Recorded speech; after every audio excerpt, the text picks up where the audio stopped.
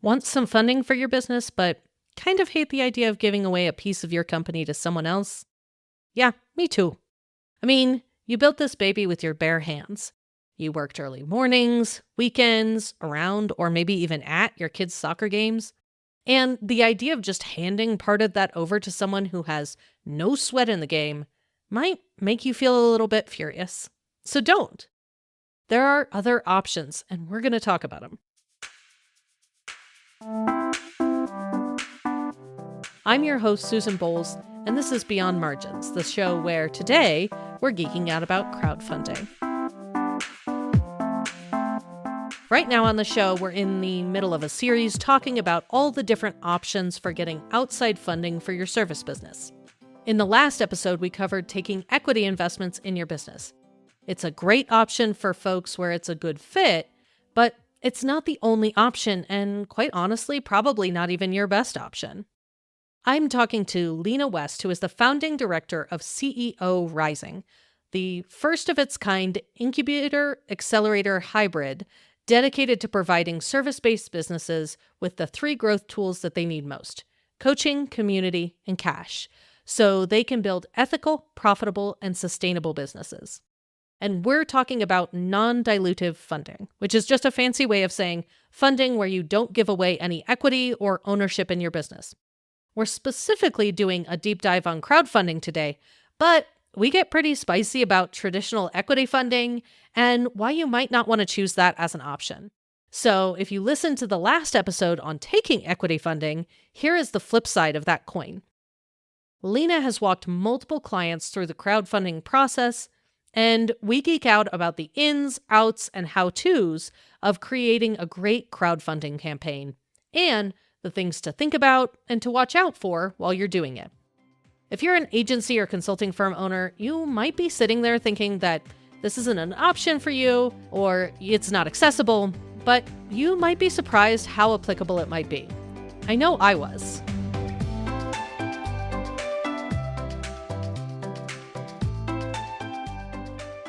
Okay, so you have helped several clients through the process of using crowdfunding as a means to get capital in their business. And I think this is an option that most folks probably think isn't necessarily accessible to them.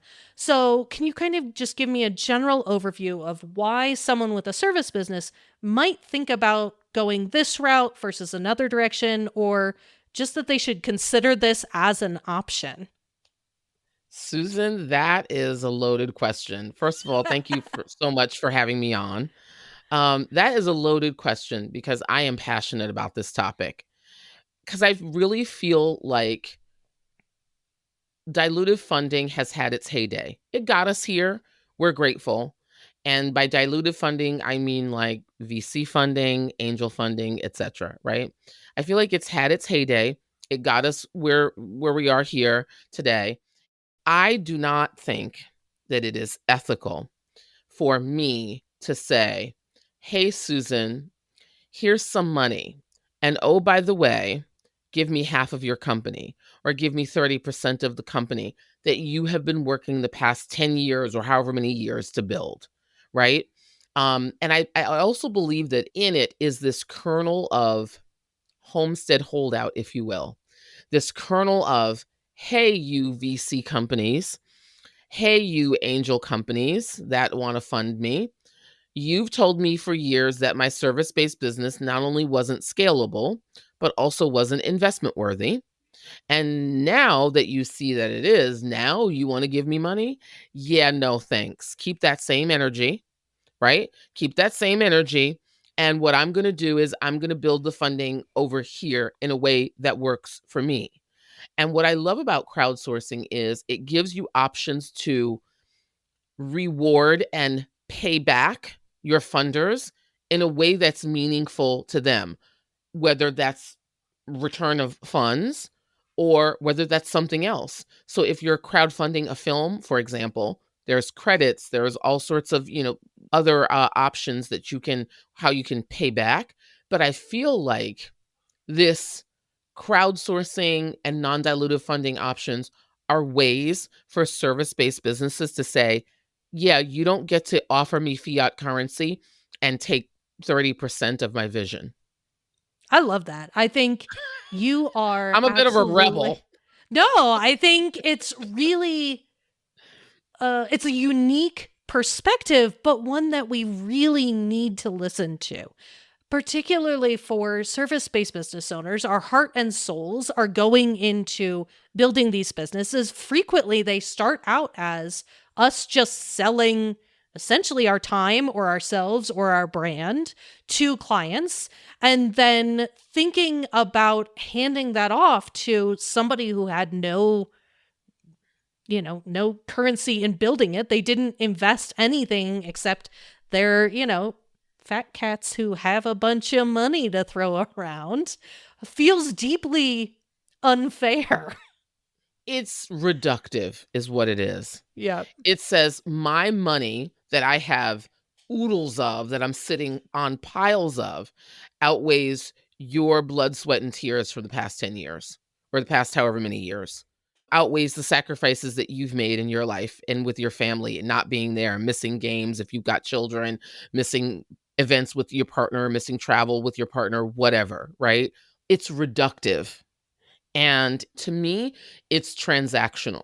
And listen, I get that there are some players in the space that are trying to make funding available for all. I get that. And I'm not saying that that's a bad thing. I'm saying the time for that is kind of over, and we need to be exploring other options because other options are there.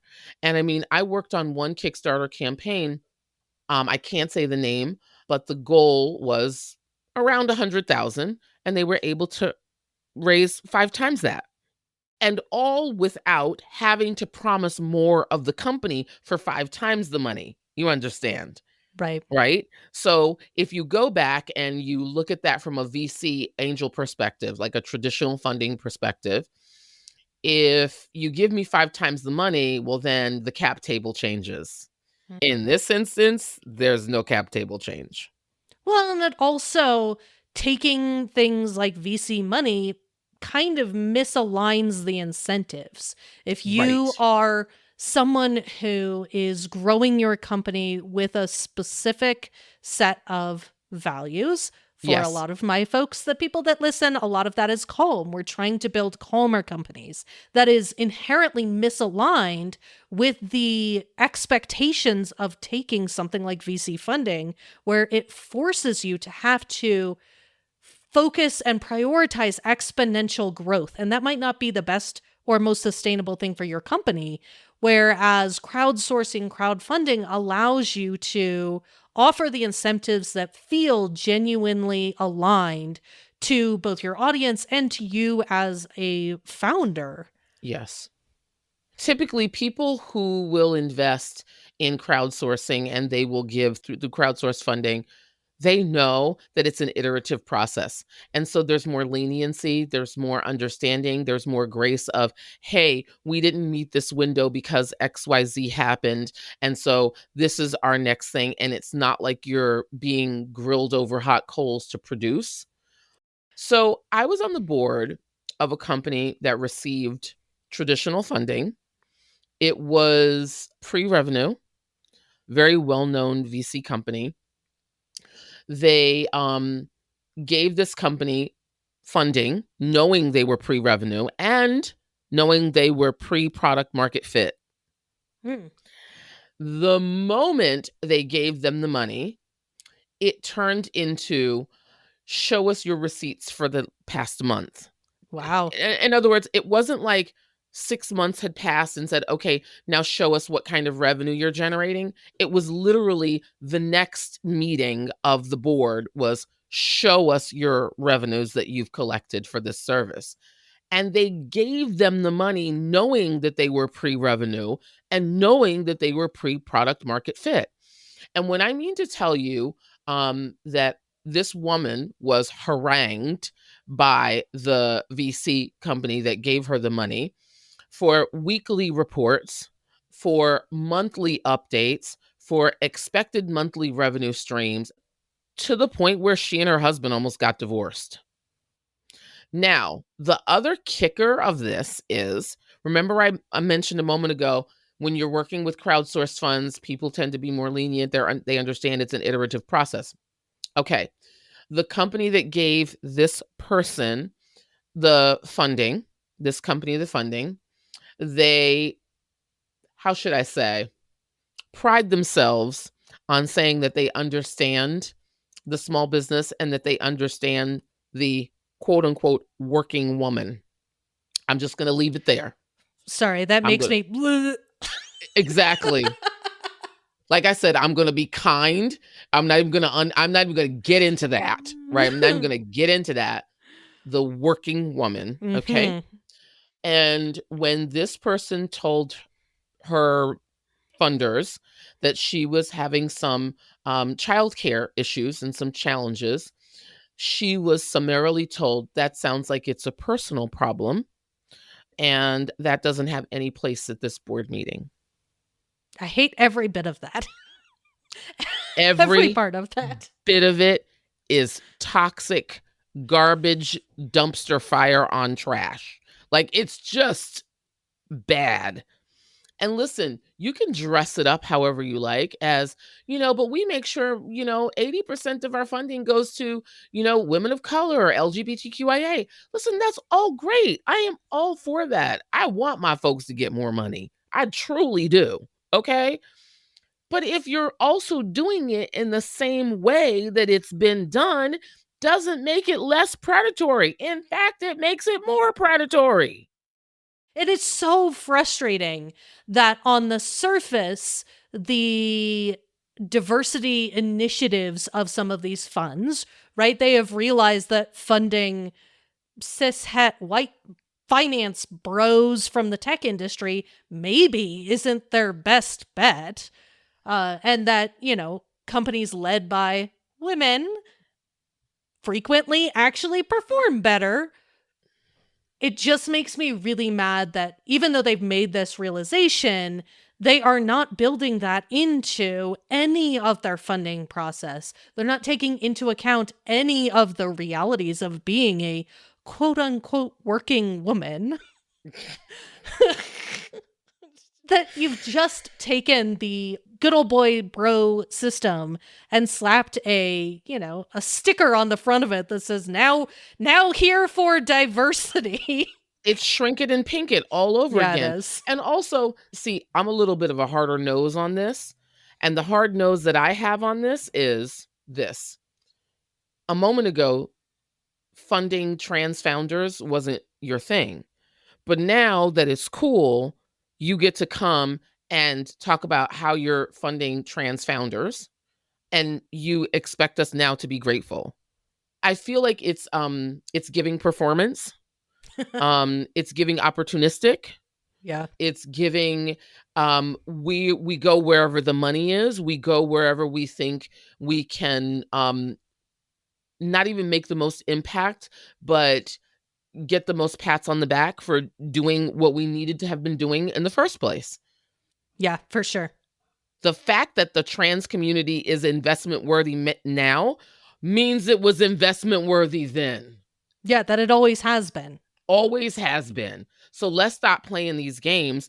And I would have so much more respect for VC funds and angel funds if they would just say, we were short-sighted.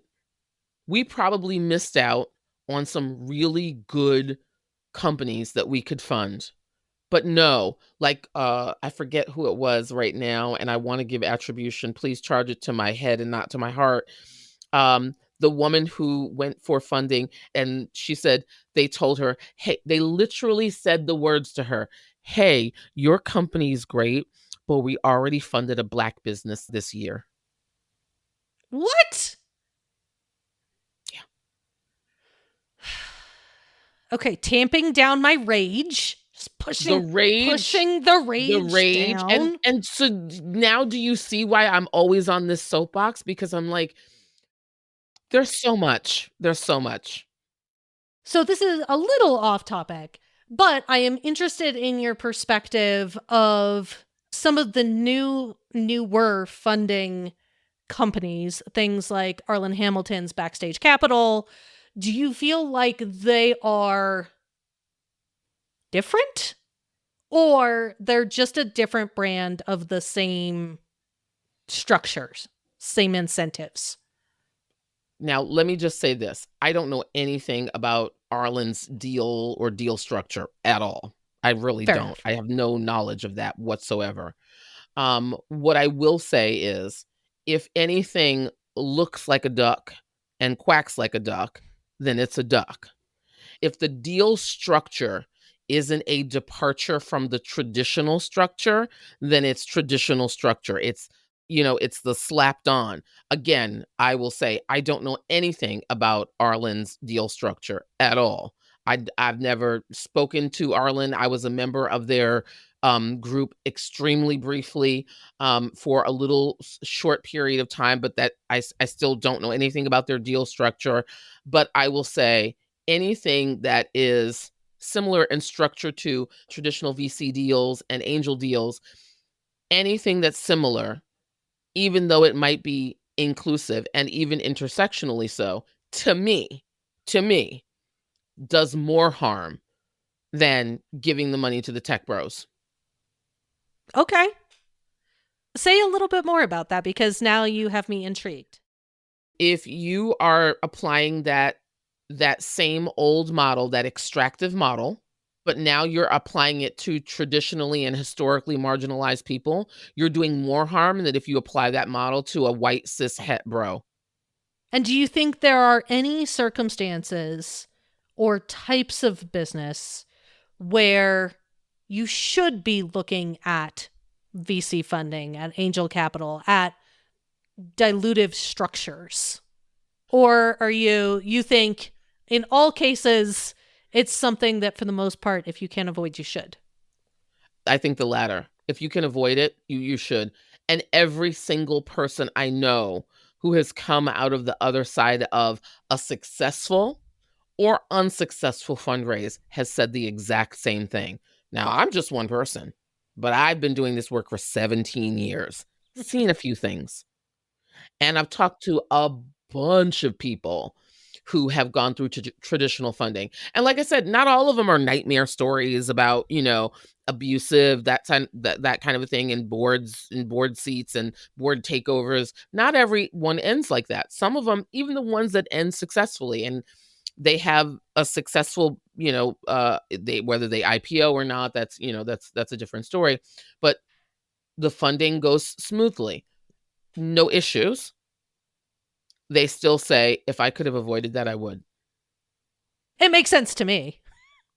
I think the circumstances under which a company needs to be seeking VC or angel funding, so dilutive funding, extractive funding, is extremely narrow. And most companies don't meet that criteria.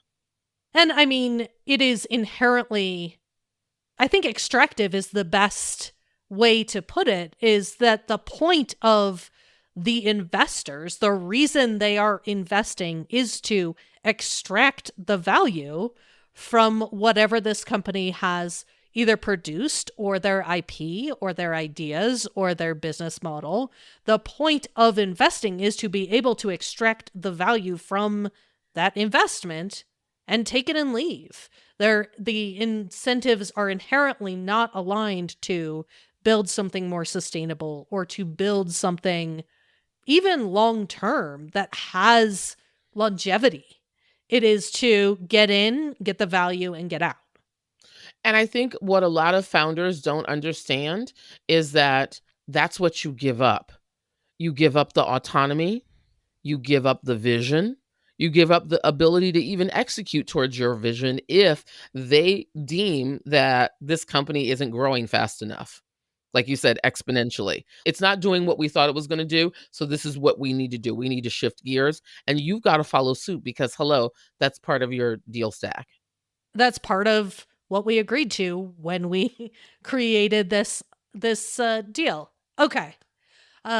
So let's shift a little bit from the reasons you wouldn't want to take investment, and shift a little bit more towards what crowdsourcing could potentially look like. Somebody has bought in on, I don't want to dilute Yeah. my funding, but I do need external sources of funds. Right. Let's shift towards thinking about what types of crowdsourcing or crowdfunding are actually an option and what that might look like for somebody who is potentially considering going this route. There's all sorts of platforms where you can, I mean, Kickstarter, we all know about that.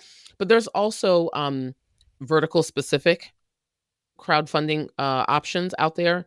There's one, again, my brain is playing a trick on me, that's for CPG brands, that's Okay. specific to CPG brands like beauty brands and such. So I would say the first thing that you want to do is give yourself more time than you think you need, because there's a process here, right?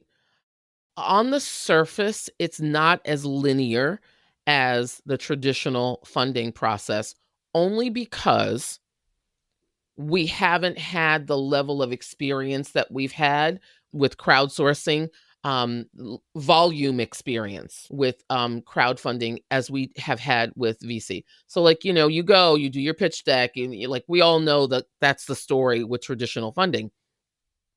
What I love about crowdsourced funding is it allows you to be way more creative, not just in what you pay back and rewards, but also in how you present what you have to offer.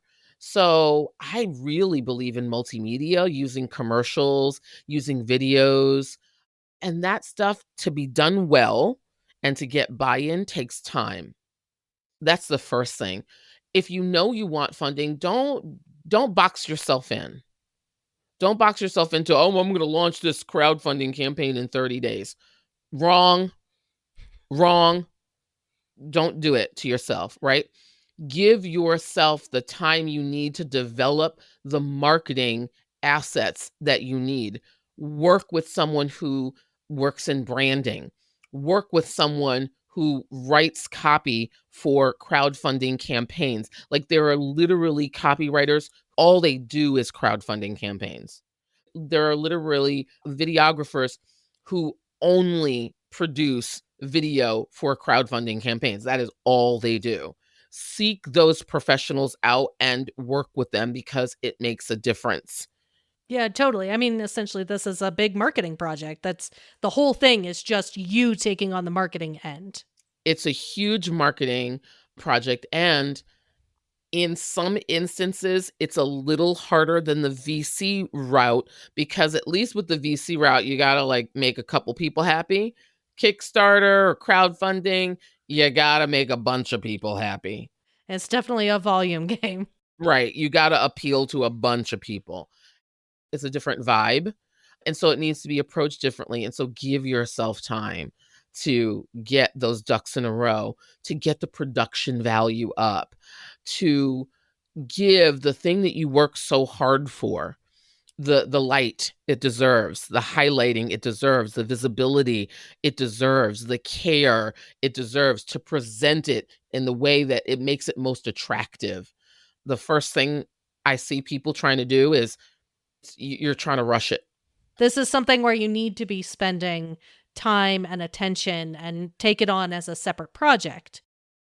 So, kind of take me through what a typical crowdfunding process or crowdfunding project might actually look like. So, if you're planning on doing this, what are the kinds of things that you need to be planning for and taking into consideration as part of that overall process? So, first of all, what are you doing? Like, what's the goal? Where are you going with this? And what are the use of funds going to be? Right? This sounds traditional already, right? The prep is almost the same, right? What are you doing? How much do you want and why do you want it, right? What are you going to use the monies for? How much of those funds are padding, so cushion, margin, and how much of it is like actual dollars spent that you're planning to spend, and how much of that is, runway, so that you can have a little bit of room, right? That's the first thing, is to figure out what your goals are. And then, especially for service-based businesses, what's the positioning?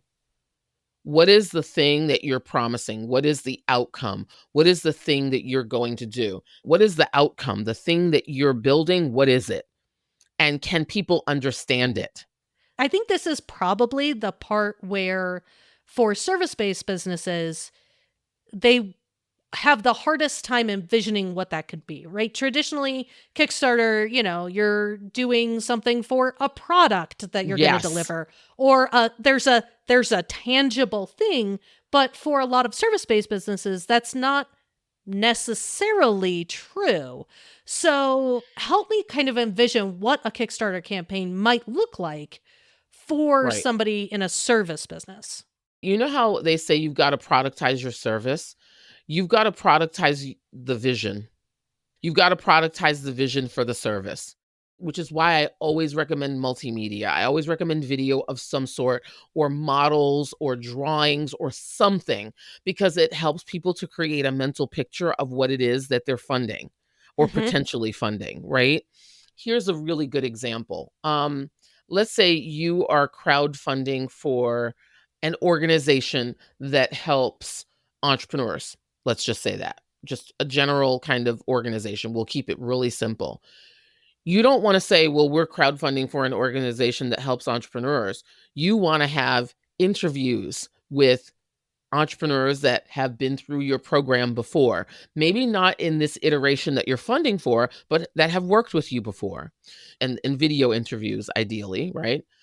You want to figure out, what is the message that we want to send forth? What does our B-roll look like in this video? What are we trying to express about this particular crowdfunding campaign? What is the emotion? Because people buy based on emotion, they commit based on emotion. What is the emotion that we want to evoke?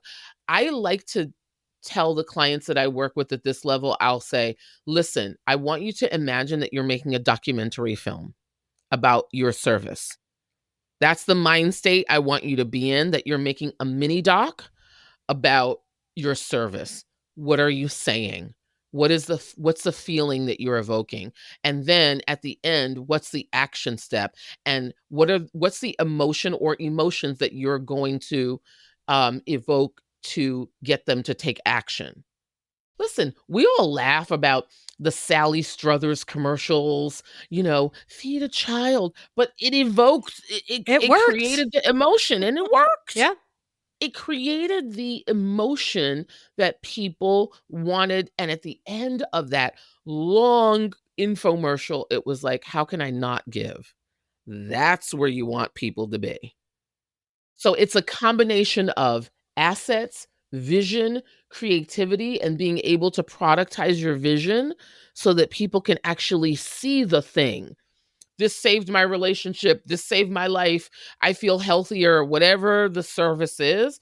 You then get to have this kind of three-dimensional experience of your service. And that is so important. So I would say, start with, how much do you want to raise? Start with, what is the vision? How can you productize the vision? Figure out what assets you're going to need, right? Actual assets, and then like what I call B-roll assets. And literally that's B-roll. And then also other things like screenshots that you might have, actual models of your methodology, of your process, visual models. And then the other piece is, always think of it as before, during, and after. So there's the prep, the before, there's the during, and you need to carve out time to pay attention to that thing. People think you can just set up this campaign and like, oh, it's just going to run on its own. People are going to be asking you questions. And if you don't answer, then that breeds doubt. Because if you're not here to answer the questions during the campaign, well, then what are you going to do when you get my money? Right? That's the supposition. So you need to carve out time to just have someone from your team, whether it's you or someone, in there answering questions as people ask questions, as people submit questions. You also want to carve out time for iterating. So like, Mm. okay, we've been doing this a week and we haven't gotten a dime. Like, what are we going to do now? How are we going to change this? How's our marketing going to change? Do we need to buy ads? Like, what needs to happen so that we get the visibility for this that we need? Because right now, traction isn't tractioning. Okay. Yeah. It's just not happening. And then there's the after, which I think people also forget about. They forget about the during and the after. They're all about the prep, which is great. But the after is also, for crying out loud, say thank you.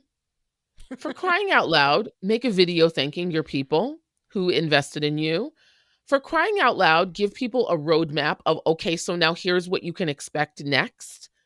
As people give to the campaign, make sure there's a video that goes to them and say, thank you so much. Here's what we're going to do now. Our fundraise closes on this date. Here's what we're going to do after the week after that, the week after that, the week after that. And these are the milestones at which you will hear from us. Create a visual for that so people can Yeah. see what that looks like. Create a timeline visual for that. Once you're at the end of that, don't disappear and just put them on some newsletter list. Give back to those people, right? You know what? Here's what we're going to do for you. You gave us funding last year. Thank you so much. You believed in us. We are proud to report that our service is doing so well. And oh, by the way, we want you to come to this free workshop. I just sent an email out to people who have been sitting on my mailing list waiting for me to launch this incubator for service-based businesses. And literally the subject line of the email is, there's nothing for sale in this email. That was the subject line. And I want to say the open rate was 62%. It's not too shabby. Not too shabby, right? Because you want to thank people. They've been waiting around on you to get your act together and to get this going already. And you want to thank people, and you don't want to forget about people and just dump them on some email list somewhere. So I would say those are the kind of rough steps. And talk to me a little bit about what people should think about in terms of timeline and in terms of financial investment to actually do a crowdsourcing campaign well. I would say this is at least 6 months. At least Okay. 6 months. And is that before it launches, or that's the whole time frame? I would say you could do it in the whole time frame if you have more money than time, which typically if you're crowdsourcing, you don't. But sometimes you do, because you just don't want to go the dilutive route and you're like, I want to go. You like, sometimes that happens. I would say give it at least 6 months. Typically 9 months a year is good, which includes a whole lot of planning, a whole lot of being able to iterate with your brand people and get the copy dialed in, a whole lot of creating assets that you'll need throughout, and more time to just plan things out so that you don't feel like you're rushed at the last minute.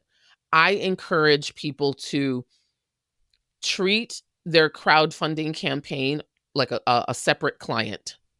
In other words, if you're someone who's a consultant and you have spaces to work with 5 clients and you decide to do a crowdfunding, well, now you've got space to work for 4 clients, and the 5th client is you and your crowdfunding campaign, right? That makes sense.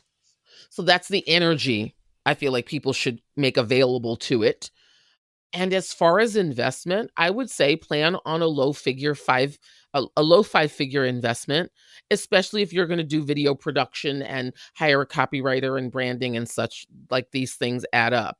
If not, if you're a good writer and you've got a friend who's a videographer, then you might look at a high 4-figure investment. Does existing audience size play a role in what folks can expect to raise out of a crowdfunding campaign? Or even if you have a small audience, you can buy ads, or there are other ways to make sure you hit your funding targets? There are definitely other ways for you to make sure that you hit your funding goals when you're crowdfunding. However, existing audience makes it so much easier, especially when you can plan. This is what I mean by having the time, because it's not just about launching the campaign itself, the crowdfunding campaign. It's also about engaging your existing audience to be part of the group that is invested in the campaign and engaged in the campaign. It's literally you saying to your existing audience, we're about to do something really big, and planning and saying, hey, we're going to do an informational webinar, or we're going to do an informational training. for just the people who are on our list, for just the people who are already in our orbit, to let you know, hey, this is where we're going. This is the vision. Okay, this is our goal. This is what we're looking to raise. This is how we're going to go about it. We're open to your ideas. Do you have any questions? What that then allows you to do is it allows you to have almost like a case study group. And it allows you to figure out, okay, what are the questions that people have? So we can put that on our crowdfunding page. And it allows you to take that information that you get from that particular session and pre-pave. So then when crowdfunding actually launches, you don't have to iterate so much. Right. So it's like a little baby iteration before the real thing. Do you then envision seeing using these folks? I've heard it called like a street team for people who it's kind of the equivalent for like when people are launching a book. A lot of the times they'll have beta readers, or they'll have boots on the ground people that are helping kind of grassroots promote the thing. Do you often see them repurposing these folks in that same way? Absolutely, you can. I mean, it's all up to, use the technology to your advantage, right? So whatever mailing list you're using, have it be a one-click opt-in to like, hey, you're our street team, you're part of our boots on the ground, you're ambassadors, whatever you want to call them, right? To me, it's not about the size of the list. It's about how engaged your people are. So I'll take 1,000 engaged people over 10,000 people that are like, I've got a 4% open rate. No. That makes sense.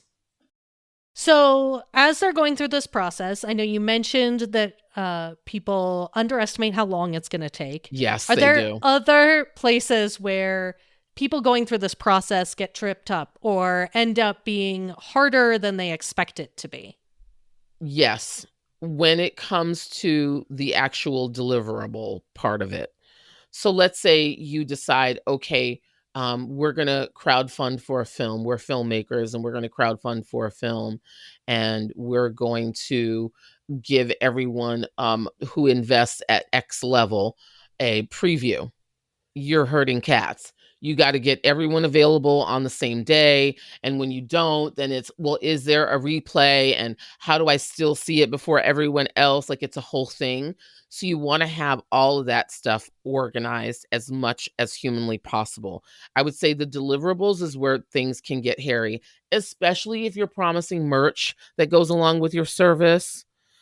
If you're promising merch, you're dealing with the postal service or whoever your shipper or whoever you're using to ship your stuff.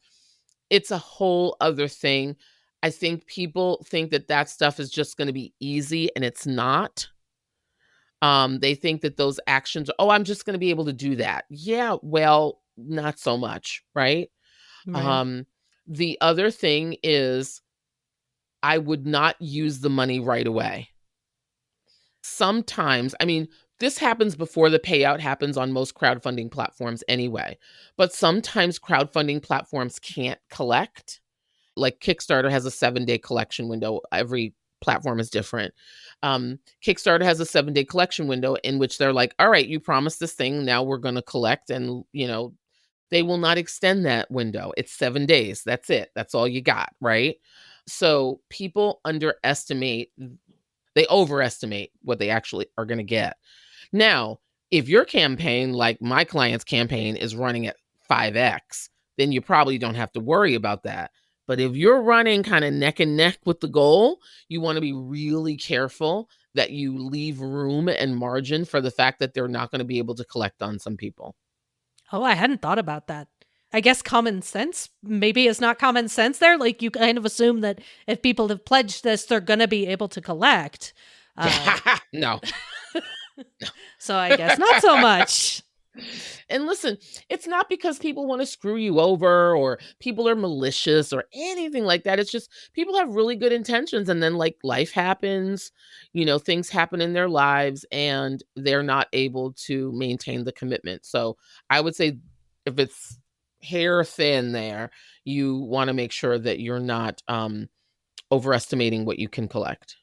So on the other side of the coin, are there things that would make the process easier, either resources or assets, things that should be created, ways that you should be thinking about structuring your campaign or your deliverables that makes the process go easier, smoother, simpler?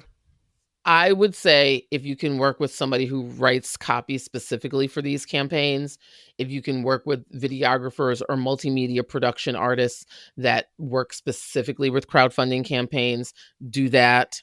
I would say be really clear about the team you need to make this happen. I can't underscore that enough, right? Do not underestimate who you're going to need to make this happen, because all of those things make a difference. All of those elements make a difference. And someone who has done a bunch of crowdfunding, a bunch of promotional videos for crowdfunding campaigns, they're going to be able to fast track it for you. They're going to be able to say, oh, no, you don't want to do this. You want to do this. You want this. You want this. This is how we show this visually. They're just going to be able to fast track it for you in a way that maybe possibly a traditional videographer may not. So team is going to be super important. Copy is going to be super important. Being able to translate your vision to visuals is super important, because so often, as you say, it's hard for someone to visualize a service-based business. You can't kind of imagine it. And having a checklist of the things that you need, treating this like a legit project, because it is. It is, yeah. Project management, huge. Okay, so other than crowdfunding, are there Yeah. other funding options that you think service-based businesses should be considering when they're thinking about funding their business? Absolutely. Grants, fellowships, stipends, entrepreneur in residence programs, all of those. Interesting. Are there specific places or circumstances where you think certain types of businesses fit with certain types of funding options, or folks should be exploring these options regardless? I feel like if you've decided we're going to go the non-dilutive funding route, but we do need funding, then a portion of your day or your week, depending upon how urgent the need for funding is, needs to be dedicated towards finding those funding sources and applying. Sometimes the application is like, hey, fill this out, tell us a bit about your business, upload your deck, that sort of a thing. And then sometimes it's more in depth and it requires an interview. I filled one out recently with a client, and it required a Loom video. It depends. But I would say if you know you need funding, then carve out time every single day, just like you would if you were prospecting, just like you would for sales, carve out, just like you would for marketing, carve out time. If you know this is the route that you want to go for your funding, carve out time to actually find funds that fit for you. I would also, a little sneaky trick, if I may, share, if there's a company in your industry that has received funding, or if you know that a founder has gotten some non-dilutive funding, set up a Google alert. We're a Notion shop, so we'll set up a Google alert and we'll create a Notion database with our clients. And so we'll say, listen, we missed the application window just because by luck of when they reached out to us to do this type of work, they missed the deadline. So next year, this is on your calendar. Here's the link to the application, and these are the assets that you're going to need. Get your assets together ahead of time so that when it comes time to apply, bing. Now, here's the thing. People always ask me, Lena, does it make sense to apply right when it opens, or more when it closes, or more towards the middle? And I feel like it makes more sense to apply right when they begin. And here's why. Typically, non-dilutive funding sources like grants and fellowships and such, their board is reviewing this, or they've kind of developed this kind of adjunct board. And by the time they get to the end, they're like, nobody's getting anything. I don't want to watch one more of these videos. I want to go home, pass the friggin' chocolate chip cookies already. Like, I'm done. And so they typically make up their mind early. So the earlier you can apply in the funding window, the better. So, is there anything you think we should talk about that we haven't touched on yet, either around non-dilutive funding as a whole or crowdfunding, crowdsourcing specifically? Listen, I think it's important for us to say that VC and angel funding, it's not, evil and, taking over the world. I just really feel like there are other options now, and why not explore those options? I would also add that each time you decide to fill out the grant application or fill out the application to receive a stipend or whatever it is, whatever non-dilutive funding is, or do a crowdfunding campaign, each time you decide to do that, it gets easier. It gets better because you have assets you can leverage. You know the ropes a little bit more. And especially from a grant perspective, I think if you're going to go the grant route, one of the things that you need to know is, and this is no diss for grant writers. I am not saying that at all. Grant writers are needed. We need our writers. You don't have to have a grant writer if it's your first rodeo, right? You can write your own grant application. Typically, what grantors are looking for is your use of funds. So what are you going to do with the money? And they're looking for, do you fit with the folks that we want to help with this grant? Like, is there a fit? They're not looking for you to do all the pros. And in fact, that can kind of work against you. They just want you to be real. They want you to be honest, and they want you to be passionate about what you're doing. They're not looking for you to be a grant writing expert.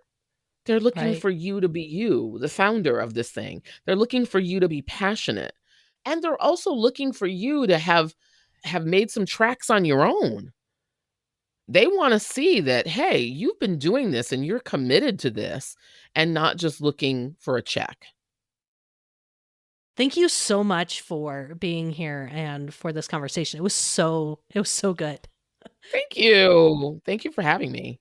Where can our listeners find you if they want to connect or learn more about you or what you do? They can find me on LinkedIn, and they can also find out more about it's the first of its kind for service-based business owners. It is an incubator accelerator hybrid. It is not for the tech bros. It is for us, the service-based folks. And they can find out all of that information at ceorising.co. Not .com, but .co. Awesome. Well, thank you so much for being here and for sharing with me. I really appreciate it. Absolutely. Thank you. Crowdfunding can be a really great option for you if you've got a new service or a project you're launching. I've seen it used really successfully to launch books, communities, and more. Even something as small as offering a Patreon for your podcast or a Substack for your newsletter is actually a form of crowdfunding and can be a great way to supplement your client revenue and diversify a little bit. This whole theme is talking about all different ways you can fund your business, but you don't have to pick all of one or all of another. You can pursue different types of funding and diversify where that cash is coming from. You can mix and match to suit your needs or to support different products in different ways. For example, my own business has lots of different types of funding sources. I work with clients as a fractional CFO and business advisor, but I also have sponsors that I work with that support both my podcast and my newsletter. I work with a few companies as an affiliate, and that brings in some supplemental revenue. But I also have a few lines of credit that I tap into from time to time. I have an SBA loan that I took on when they were offering loans directly to business owners during the early COVID stimulus efforts. And that's what we're going to be talking about in the next episode, using debt strategically. So make sure you are subscribed in your favorite podcast player so you don't miss that one. And if you know a fellow business owner who is thinking about how to fund their own business, please share this episode with them. I really appreciate it, and it helps me get the information out to more people who need it.